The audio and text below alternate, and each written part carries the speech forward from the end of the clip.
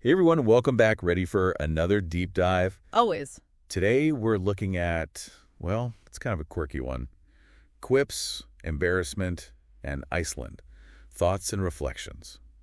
The title itself is a bit of a mouthful. It is, yeah.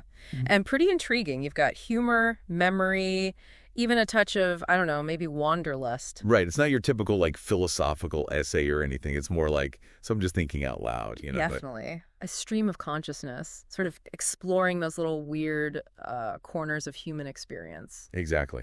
And one of the first things the author brings up is this idea of a word of the day, which is quip. Okay, I like it. And they give two definitions, actually. Yeah. First one is that classic, clever, almost teasing remark. Uh-huh. But then they also say it can be like a witty observation.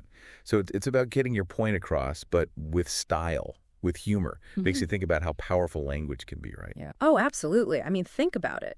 A good quip, it can stick with you, sometimes longer than, the actual conversation itself. And the source actually connects this to how we remember embarrassing moments. Oh, yeah, that's a good point. The author even compares it to, get this, our fear of spiders. Spiders. Yeah, we remember being afraid. Right. Right. And that makes us extra careful around them in the future. Almost like our brain's trying to protect us from making the same mistake or having that same bad experience again. Makes sense. Evolutionarily speaking, the brain prioritizes remembering things that could be a threat or situations that feel unresolved. It's a survival thing. Wow, I never thought of it like that. And this actually ties in nicely with what the author says about, striving for perfection. We often get so caught up in what we haven't achieved yet or what we see as our flaws that we forget to acknowledge all the good stuff, all the things we have accomplished. Totally. It's so easy to fixate on the negatives. And speaking of negatives, we all have those embarrassing moments we'd rather just erase from memory. But then the author throws this curveball. They say, I have fantasies of going to Iceland, never to return. Whoa. Talk about a shift in gears. Where did that come from? Right. It's almost like a complete non sequitur.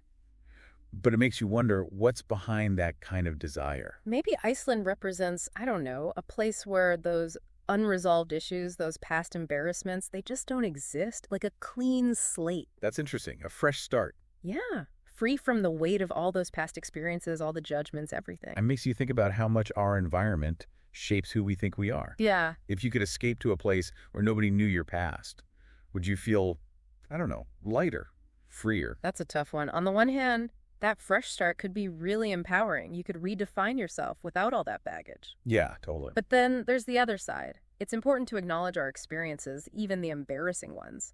They're part of who we are. Learn from them, right? Exactly. So we've covered a lot here.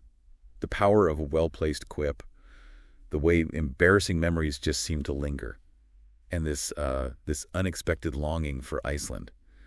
It's a pretty thought-provoking journey, wouldn't you say? It really is. It makes you think about our relationship with memory, with self-improvement, with, I guess, the allure of a clean slate. Absolutely. So to our listeners out there, I'll leave you with this. If you had the chance to escape to a place where nobody knew your past, would you take it? And what would that say about your own journey of growth? Definitely something to think about. Thanks for joining us for another deep dive. We'll catch you next time. See you then.